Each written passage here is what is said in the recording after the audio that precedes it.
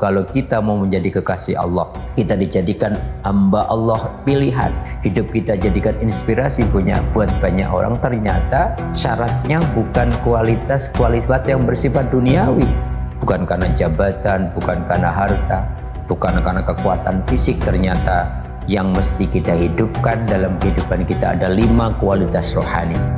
Pertama, bertindaklah, berfikirlah, berucaplah untuk kepentingan banyak orang, tidak lagi kepentingan sempit. Yang kedua, jadilah pribadi yang sami'na wa ata'na, taat kepada Allah dengan segala resiko, perintahnya dikerjakan, larangannya ditinggalkan. Yang ketiga, hanifah, pribadi yang condong, fanatik sama kebenaran. Yang keempat, tinggalkan kesyirikan dalam bentuk apapun. Dan jadilah pribadi yang kelima, yang pandai bersyukur.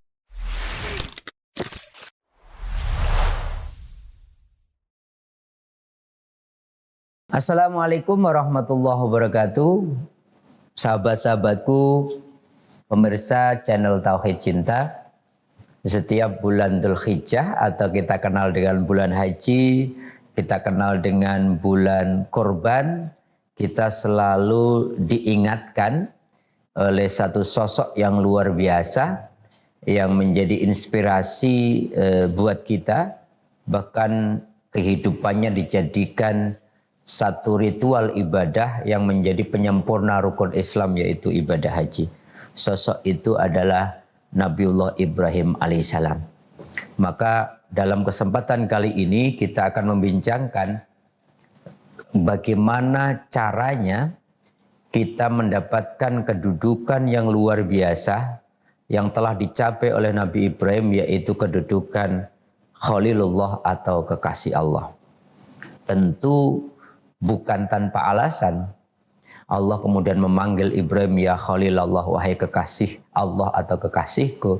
Tentu Nabi Ibrahim punya kualitas-kualitas rohani, punya akhlak yang menjadikan beliau layak mendapatkan sesuatu yang diidam-idamkan oleh setiap orang yang beriman dan kemudian meyakini Allah, yaitu mendapatkan cinta dan rahmat dari Allah. Di dalam surat An-Nahl, surat ke-16, ayat 120 sampai 123, ternyata Allah memberikan bocoran kepada kita.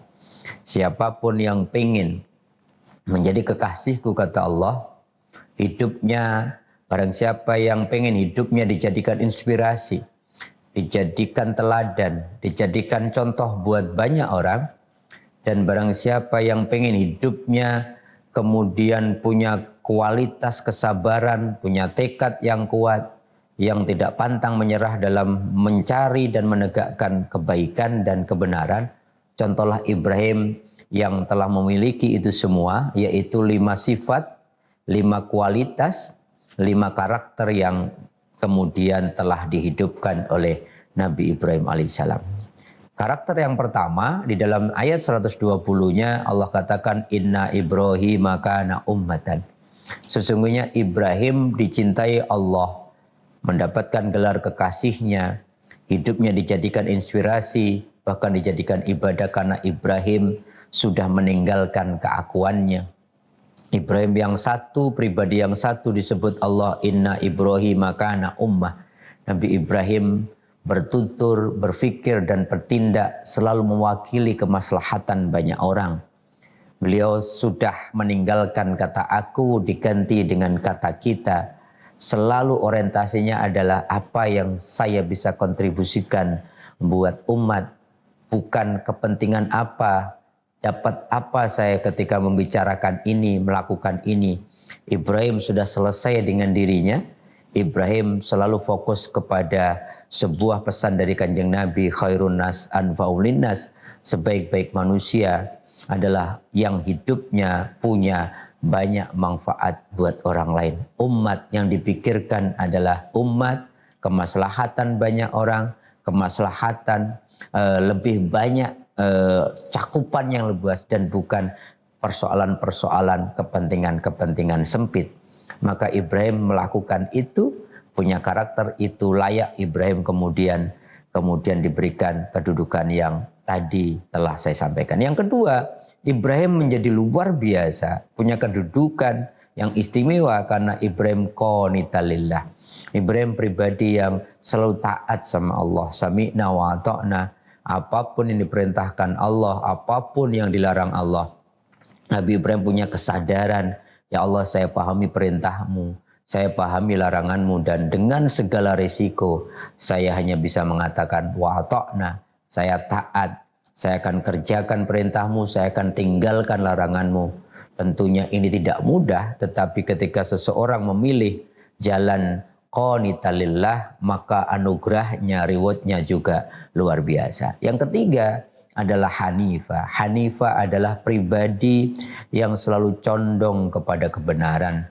Dimanapun ada kebenaran, pribadi yang Hanif adalah pribadi yang mengambil kebenaran itu. Gak peduli kebenaran itu diucapkan oleh siapa. Bahkan boleh jadi oleh anak kita, oleh orang yang ilmunya tidak sebanyak kita, oleh orang yang jabatannya mungkin tidak setinggi kita, oleh orang yang kemudian mungkin kekuatannya di bawah kita. Tapi orang yang Hanif selalu meyakini bahwa kebenaran adalah harta berharga orang Islam, yang kemudian ketika kita mendapatkan kebenaran itu, karena itu harta berharga orang Islam yang hilang, kita paling berat dahulu kemudian mengambilnya.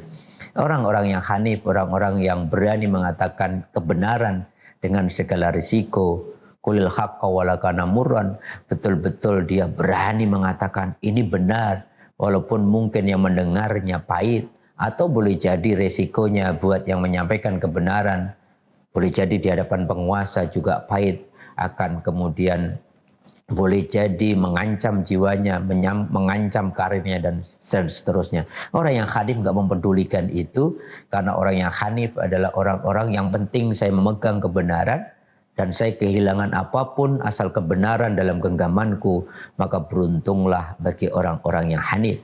Orang-orang yang Hanif adalah orang-orang yang selalu berfokus kepada pesan kebenaran yang disampaikan, bukan fokus kepada siapa yang menyampaikan.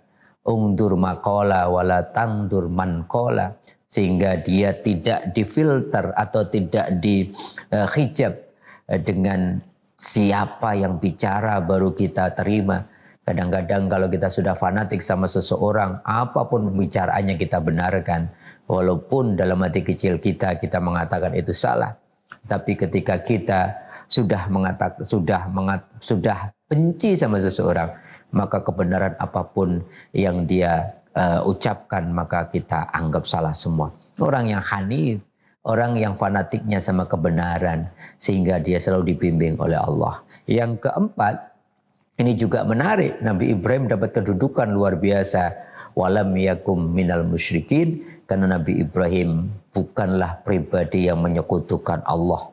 Nabi Ibrahim bahkan mendapatkan gelar Bapak Tauhid, karena sudah lulus ujian paling ekstrim ketika Allah memilih kepada Ibrahim, silahkan Anda pilih aku sebagai tujuan utama cintamu ataukah putramu Nabi Ismail. Nabi Ibrahim dengan berat hati, perlu proses, tapi akhirnya Nabi Ibrahim mantap memilih untuk mendapatkan Allah dibandingkan kemudian sang putra. Ini sebagai sebuah simbol Nabi Ibrahim tidak pernah menyamakan sang Khalik, sang maha sempurna dengan makhluk, dan dengan segala keistimewaan makhluk, tetapi tetaplah makhluk masyiwallah adalah tempatnya salah dan ketidaksempurnaan. Peristiwa korban sebenarnya peristiwa penegasan Nabi Ibrahim tauhidnya paripurna, sehingga layak dia mendapatkan gelar Khalilullah. Dan yang terakhir, yang kelima, Nabi Ibrahim mendapatkan kedudukan yang luar biasa karena syakiran li'an umih. Nabi Ibrahim pribadi yang pandai bersyukur. Nabi Ibrahim selalu menginsafi segala apa yang dia capai adalah semata-mata karunia Allah yang Allah titipkan untuk menguji apakah kita mensyukuri, berterima kasih, menggunakan nikmat itu untuk kebaikan dan beribadah, atau malah sebaliknya mengklaim keberhasilan-keberhasilan kita sebagai ikhtiar kita semata, dan kemudian menggunakan nikmat Allah, karunia Allah untuk melawan Allah, bermaksiat kepada Allah. Maka Ibrahim sudah lulus juga menjadi pribadi yang pandai bersyukur. Sahabat-sahabatku, Kalau 5 kualitas tadi ada pada diri Nabi Ibrahim dan kita mencoba pelan-pelan untuk menghidupkan 5 kualitas itu pada diri kita, Allah akan berikan 4 hal di dalam kelanjutan surat An-Nahl. Yang pertama, Pak, istabahu. Ibrahim dipilih oleh Allah sebagai hamba pilihan.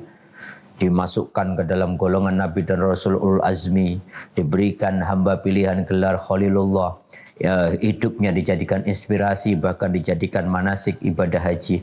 Maka kalau kita pengen paling tidak kita ini tidak menjadi hamba yang umum, pengen istimewa di hadapan Allah, hidup kita pengen dijadikan inspirasi, paling tidak dijadikan contoh dan teladan buat keluarga kita, lingkungan kita, masyarakat kita yang lebih luas atau bangsa kita.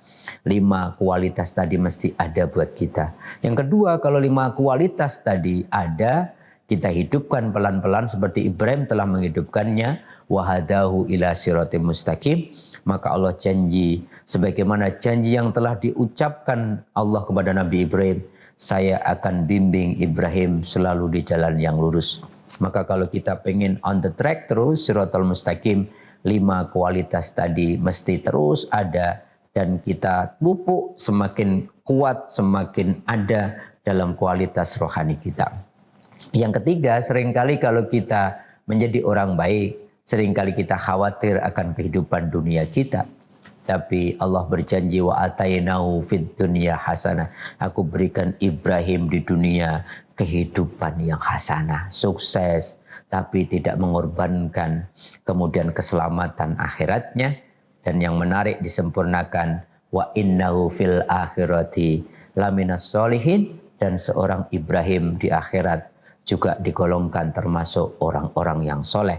Rabbana atina fid dunya hasanah, juga wafil akhirati hasanah. 4 reward itu sebagaimana telah Allah berikan kepada Ibrahim, maka juga akan Allah berikan kepada kita. Dengan syarat apa? 5 kualitas tadi juga kemudian mulai kita hidupkan.